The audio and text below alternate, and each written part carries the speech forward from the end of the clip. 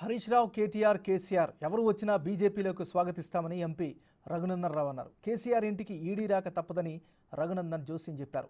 అన్ని వేళ్లు కేసీఆర్ వైపే చూపిస్తున్నాయని, గొర్రెల స్కామ్, ఫోన్ ట్యాపింగ్ కేసులో ఇరుక్కున్న అధికారులంతా కేసీఆర్ పేరే చెబుతున్నారని అన్నారు. ఐటీఐఆర్ ప్రాజెక్టు టెక్నికల్గా మాత్రమే రద్దయిందని, ప్రాజెక్టు గైడ్ లైన్స్ అన్నీ అమలు చేశామన్నారు ఆయన. ఈ విషయంలో కాంగ్రెస్ నేత జగ్గారెడ్డితో చర్చకు సిద్ధమని సవాల్ విసిరారు. నీట్ పరీక్షపై ప్రతిపక్షాలు బద్నాం చేసే ప్రయత్నం చేస్తున్నాయని, కేంద్ర ప్రభుత్వం కోర్టుకు అన్ని వివరాలు అందించబోతుందని తెలిపారు.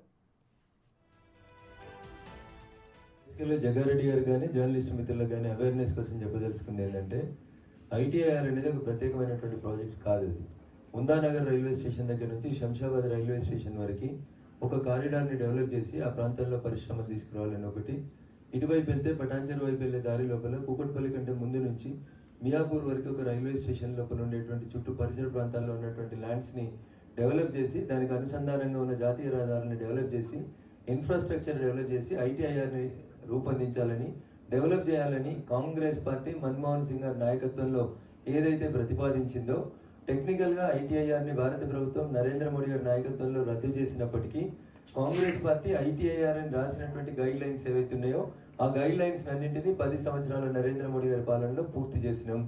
జగ్గారెడ్డి గారికి ఐటీఐఆర్ అనే ప్రాజెక్టు గురించి ఏమన్నా తెలిస్తే ఈ ప్రెస్ మీట్ అయిపోయినాక ఇట్లే నేను ఇక్కడ నుంచి వచ్చి చర్చించడానికి సిద్ధంగా ఉన్నా. వేదిక ఏదైనా సరే, ముందు మన్మోహన్ సింగ్ గారు ప్రధానమంత్రిగా ఉన్నప్పుడు ప్రపోజ్ చేసినటువంటి ఐటీఐఆర్ ఏంది, దాంట్లో ఏమి ఇస్తామని చెప్పారు, ఏమి ఇచ్చినారు. మేము ఈ రోడ్లు, ఈ రైళ్లు, ఈ కనెక్టివిటీలు, ఈ ఎయిర్పోర్ట్లను పెంచితే లక్షల కోట్ల రూపాయల ఇన్వెస్ట్మెంట్ వస్తుంది అని రాసిండ్రు తప్ప పలానా కంపెనీని తీసుకొచ్చి అక్కడ ఎస్టాబ్లిష్ చేస్తామనేది ఎక్కడ కూడా కాంగ్రెస్ పార్టీ రాసినటువంటి ఐటీఐఆర్ ప్రాజెక్ట్ నివేదికలో లేదు. నేను నాకున్న పరిజ్ఞానం మేరకు, నాకు వచ్చిన చదువు మేరకు నేను ఐటీఐఆర్ ప్రాజెక్ట్ రిపోర్ట్ని చదివినాను. అసెంబ్లీలో కూడా దాని గురించి ఒకరోజు కేటీఆర్ అనేటువంటి ఐటీ శాఖ మంత్రితో డిబేట్ జరిగినట్టు నాకు గుర్తు. మళ్ళీ ఎవరికైనా డౌట్ ఉంటే, ITIR which was proposed by the then prime minister of this country, దాంట్లో ఇచ్చిన గైడ్ లైన్స్, ఆ తర్వాత వచ్చినటువంటి నరేంద్ర మోడీ గారు వారు చెప్పినటువంటి పనులన్నీ పూర్తి అయినాయా కాలేదా, అయితే దాని తర్వాత వచ్చిన ప్రాజెక్టులు అనేది చర్చించడానికి నేను సిద్ధంగా ఉన్నా. ఐటీఐఆర్ వినడానికి వినసొంపుగా ఉంటుంది, అందంగా ఉంటుంది, కానీ అందులో ఏం లేదన్న. ఐటీఐఆర్లో భారత ప్రభుత్వం అప్పటి మన్మోహన్ సింగ్ గారు ప్రపోజ్ చేసిన ప్రతి పనిని నరేంద్ర మోడీ గారి నాయకత్వంలో మేము పూర్తి చేశాం. But in the larger interest of the government దాని పేరును మార్చి ఇంకొక ప్రతిపాదనతోటి భారత ప్రభుత్వం దాన్ని ముందుకు తీసుకుపోయింది తప్ప ఐటీఐఆర్ను రద్దు చేసిర్రు, బీజేపీ తెలంగాణకు అన్యాయం చేసింది అనేది ఎవరు వచ్చినా కానీ, మీరు వచ్చినా కానీ ఖచ్చితంగా కండువా వేసి పార్టీలోకి సాదరపూర్వకంగా స్వాగతిస్తాం.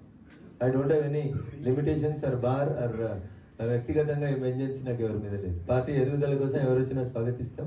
మా సిద్ధాంతాన్ని నమ్మి మా కోసం పనిచేస్తామంటే కాశ్మీర్ నుంచి కన్యాకుమారి దాకా ఆడున్న ఉల్ఫా తీవ్రవాదుల దగ్గర నుంచి ఈడున్నటువంటి నక్సలైట్ మిత్రులు కూడా జనజీవన స్రవంతిలోకి వచ్చి కాషాయం కండువాన్ని నమ్మి పనిచేస్తామని వస్తే we welcome each and everyone. Doctor Harish గారికి, కేటీఆర్ గారికి, చంద్రశేఖరరావు గారికి కూడా మీ ద్వారా స్వాగతం తెలియజేస్తా ఉన్నాం. సాధ్యమైనంత తొందరగా వచ్చి కండువా కప్పుకోమని ఓపెన్గా ఆహ్వానాన్ని కూడా.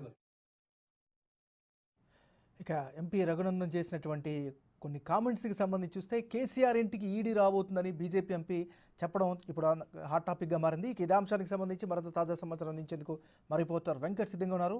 వెంకట్, చెప్పండి, కేసీఆర్ ఇంటికి ఈడీ రాబోతుందని బీజేపీ ఎంపీ ఏ సందర్భంలో అన్నారు? ఆయన కామెంట్స్ని ఎలా అర్థం చేసుకోవాలి? MNR Medak BJP MP Raghunandan Rao మరొకసారి కీలక వ్యాఖ్యలు చేశారు. గతంలో కూడా కేసీఆర్ పైన కొన్ని కీలక వ్యాఖ్యలు చేసిండ్రు. కేసీఆర్ ఇంటికి ఈడీ నోటీసులు పంపిస్తుంది, ఖచ్చితంగా ఆయనను విచారిస్తుంది అనేది గతంలో కూడా చేసిండ్రు. మరి ఒకసారి ఇవాళ కేసీఆర్ పైన కొన్ని వ్యాఖ్యలు ఆయన చేసినటువంటి నేపథ్యం కనిపిస్తా ఉంది.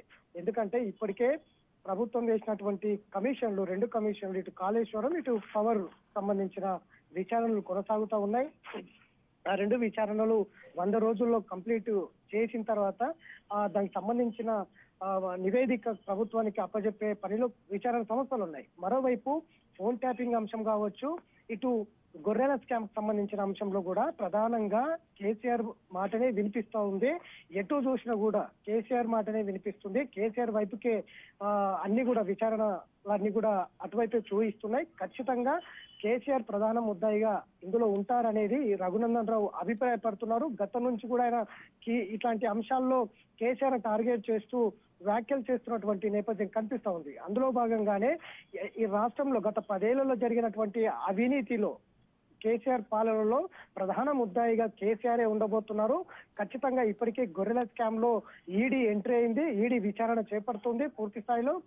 చివరికి ఈడీ విచారణలో చివరికి కేసీఆర్ కు నోటీసులు పంపిస్తుంది. కేసీఆర్ ను మొదటి ముద్దాయిగా చేరుస్తుందంటూ కూడా గతం నుంచి రఘునందన్ రావు ఈ వ్యాఖ్యలు చేస్తూ వస్తున్నటువంటి నేపథ్యం కనిపిస్తుంది. ఇప్పటికే స్పష్టంగా ఇటు కాళేశ్వరం కావచ్చు, ఇటు పవర్ విచారణ కావచ్చు, ఈ రెండు అంశాల్లో ఇప్పటికే విచారణ కొనసాగిస్తున్నటువంటి నేపథ్యం ఉంది. ఆ రెండు కమిషన్లు ఒక నివేదిక రెడీ చేసి ప్రభుత్వానికి ఇస్తుంది. ఇటు ఒకవేళ ప్రభుత్వం హైకోర్టులో కమిషన్లు ఒకవేళ హైకోర్టులో వేస్తే కనుక హైకోర్టు ఈడీ ఎంట్రీ చేస్తే కనుక మళ్ళా విచారణ ఈడీ ఎంట్రీ అయిన తర్వాత ఈడీ నోటీసులు ఇచ్చే అవకాశాలు కనిపిస్తా ఉన్నాయి. కాబట్టి ఇట్లా అన్ని అంచనాలు వేసి రఘునందన్ రావు గత నుంచి కూడా ఇట్లాంటి వ్యాఖ్యలు చేస్తూ వస్తున్నారు. కేసీఆర్ గత 10 ఏళ్ల పాలనలో కేసీఆర్ ప్రధాన నిందితుడు.